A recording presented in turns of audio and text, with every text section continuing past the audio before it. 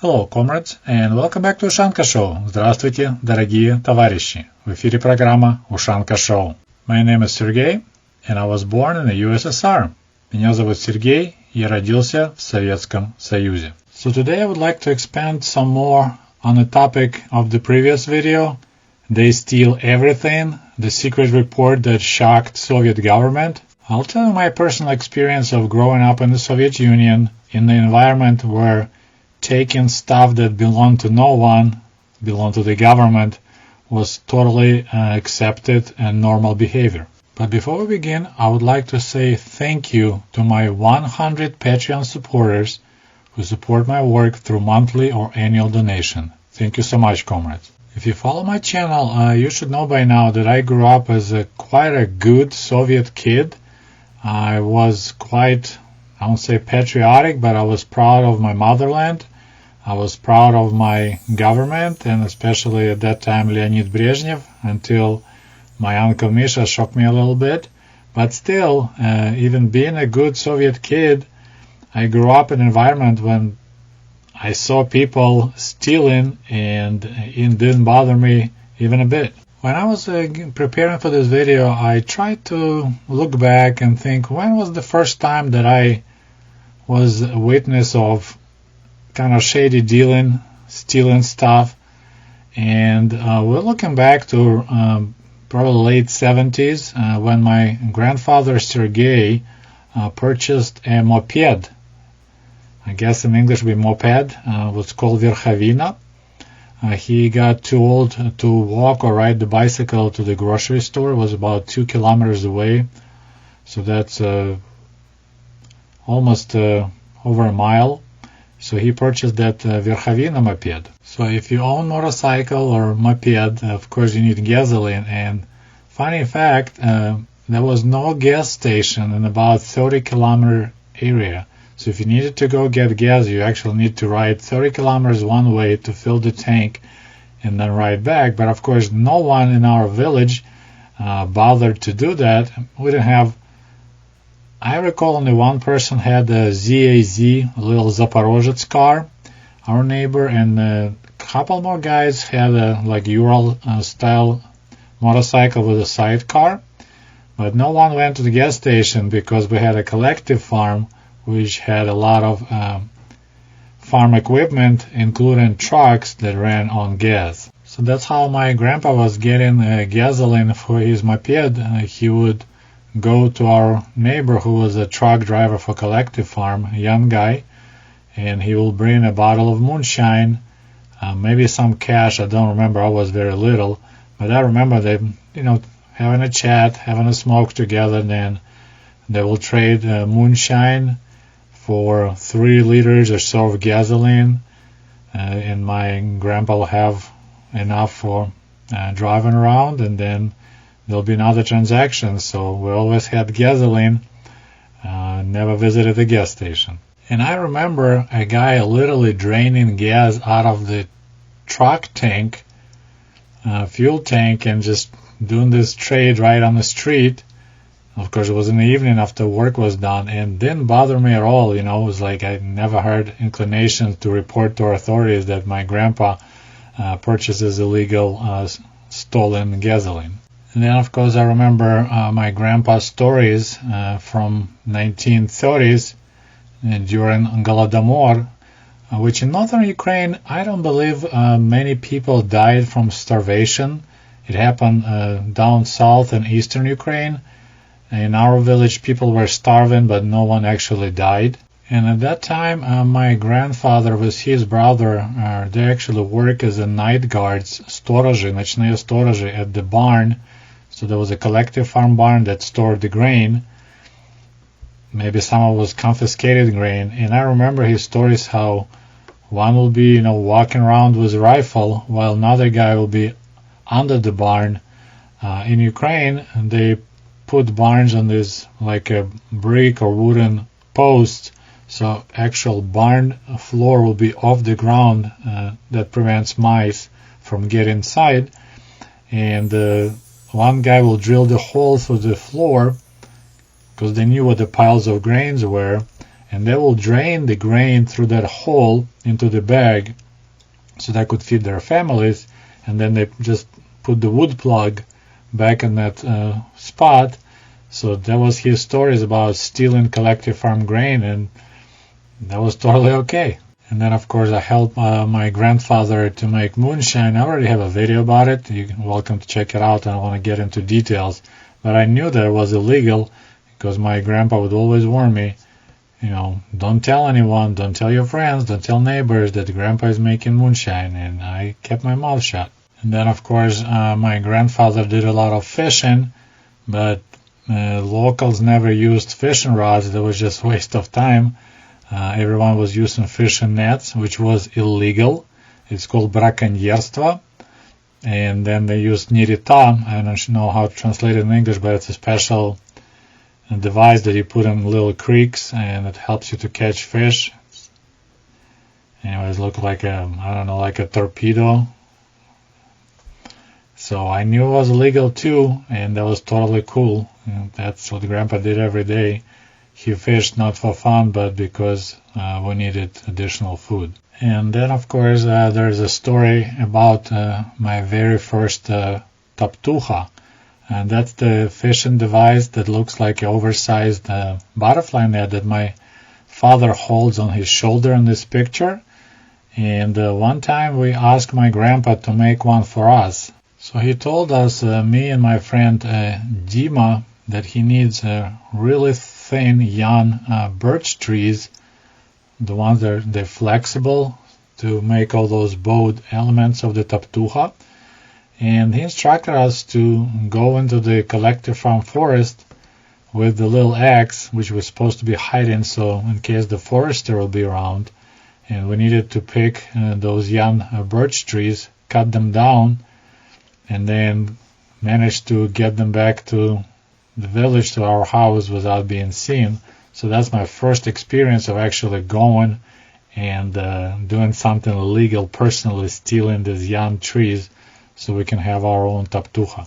And then, of course, if we see some nice looking ripe cherries or apples or maybe corn and no owners around, we will jump the fence and grab some of those. It was also totally normal. And then, of course, there were abandoned homes in our village, like in many other villages in northern Ukraine. Those villages, they began dying out way before 1991 and collapse of the Soviet Union. I would say from the late 70s, that's when the older people started dying out. But all the young people, their children and grandchildren, they moved to the cities. No one wanted to move back and work at the collective farm for the check mark in your workbook. So there were just empty homes. People got old, they died, they got buried, and then no one wanted those homes. So, of course, that was kind of interesting to check it out, what's going on inside. And I remember we visited at least a couple of those homes. Usually already somebody else would break in, so windows would be open, and we'll just sneak in the evening and just check it out, what's going on there. I think I kept only once. There was an interesting book about Guatemala, like detailed history of Guatemala going back to United Fruits Company from the early 1900s. It was a quite interesting book. I kept it. But yeah, there was also kind of interesting adventure to break into abandoned home and explore it. And then, of course, my father, he worked all his life as a spray painter. In the beginning, he was working in Antonov aircraft factory. Then later, he moved to the different place, which was closer to home, called Kiev Kommunmash. And he was always bringing home paint from work, and also like paint thinners and other supplies, and that was totally normal because he needed to trade it for, unfortunately, mostly for alcohol, but then for other goods. Similarly, I already told you, my uncle Andrei, so it's my father's brother, he worked at Paninka paper factory making notepads and other products from paper. So he always was bringing us tons of all kind of interesting notepads and all that stuff. Канцелярские продукты is called in Russian. And that was always totally normal to see Uncle Andrei bringing big bag with all those free goodies from his factory. And of course, being a kid, I stayed busy not only in the village, stealing little things here and there, but also in Kiev, together with my friends. That was pretty much almost everyday type of activity. You sneak into the construction site. We had quite a few new apartment buildings being constructed around us. And at evening, where there's no workers, just the old guard snoozing in his cabin, we'll sneak in and try to find, we call it Carbide. I think it's translated as Carbide. So that's the stuff, if you drop in the water, creates acetylene gas. It's amazing stuff to blow up things, especially if you put carbide rocks in the bottle, add some water, and plug the bottle, it will explode. Also, we're looking for those. So there's nail guns for the concrete, right? And they use cartridges to pretty much shoot the nails into concrete. And we will be searching for those, maybe misfired cartridges, or maybe we can manage even to find a full box of those. And of course, we will steal it and then we'll explode it. So in my videos, I often mention that I consider socialism as an ideal system for the humankind. Unfortunately, for this system to be successful, it requires an ideal people. I don't have any data to tell you what is the percentage of ideal people. I would say maybe 5 to 10% of the total population is the people that will work hard regardless if they're getting paid well or just like everyone else. They're honest, they don't steal, they do it not because they're afraid to find themselves in hell after they die. They're just ideal people by nature, but I believe it's 5, max 10%. Like those people that find a wallet or a case full of dollars, so they find $10,000 and they report that to cops to find who lost the money. That's why it's always in the news, because most people would never do that, right? So we do have some ideal people, unfortunately not enough to support socialism system. 10% is not enough. And one of those ideal people I consider is to be my mother. And the reason why is, back in the Soviet days, our public transportation was pretty cheap. It's 5 kopecks. And I don't recall ever to see anyone who was checking passenger tickets, so-called controller. In Kiev, it was just quite seldom. So you had public transportation, was very cheap, and you could ride it pretty much, except subway. Subway, you have to pay in order to go through turnstiles. Otherwise, buses, trolley buses, tramways, you could just ride for months or maybe even years without being checked for your tickets. But my mother always purchased the tickets. She always paid for her ride. But still, when I purchased my bicycle Turist, so this is, we're talking, I would say probably 92, 93. So the Soviet Union was gone. We lived in independent Ukraine. And, after I got my bike, I started riding a lot, going out of the city and ride the country roads. Country roads, take me home. So when my mom found out that we're actually riding the bikes not in the city but out in the country, she actually got quite agitated, and she told me, "Why are you wasting your time?" And she called us prostaki, prostak, so it's like simpleton. Just like simpletons, you're riding out there in the country and you see there's carrots growing in the fields and beets and corn, and you're just wasting your time riding your bike where you could be useful. Stop here and there and grab some stuff. So she actually forced me to take a small backpack, empty backpack with me every time I go on the bike rides. And then if I see something, to stop and take it. So the list of items that I found along my bike routes was, I discovered cabbage, rhubarb, strawberries, cherries, corn, quite a few things, especially if you ride your bike early morning when everyone usually is asleep. It's a good time, or late in the evening. So yeah, I'll go for the bike ride, get my exercise, and then I'll come back with a full backpack full of goodies. And of course, if people owned a car back in the Soviet days, there's a totally separate story about stealing wipers.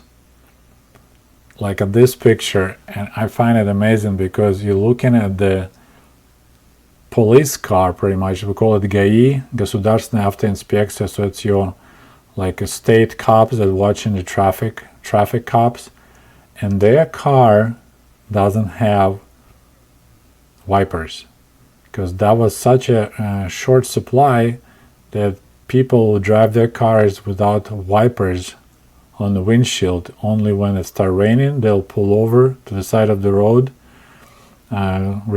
take the wipers out of their glove compartment, install them, and after rain is over, or they park by their house, they will take those wipers off and put them back in the glove compartment. Otherwise, they will disappear. Even cops were afraid that their wipers will get stolen. This is how bad it was. So of course, if you grew up in such an environment when doing this type of petty crimes, I think it's the expression, stealing little things here and there, especially like there was no remorse if you steal for the government.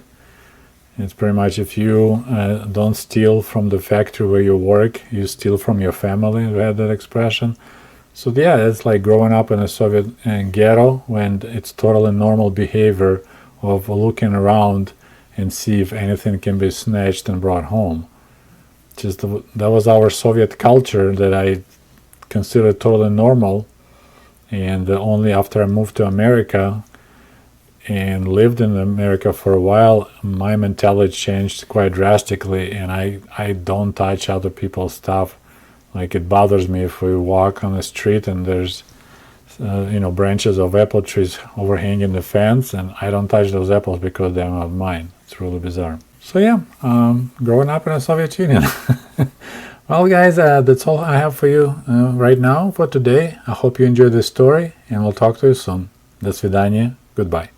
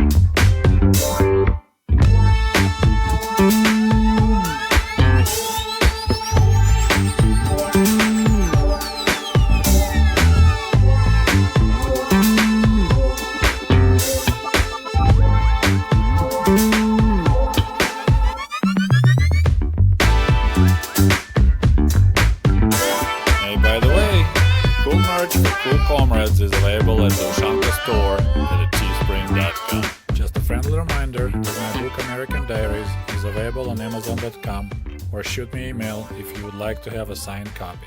Thank you. And if you love my channel and would like to show your support, please click on the link below this video and become the patron of the Ushanka Show. For as little as $1, you can help us grow and create the new interesting videos about the life in Soviet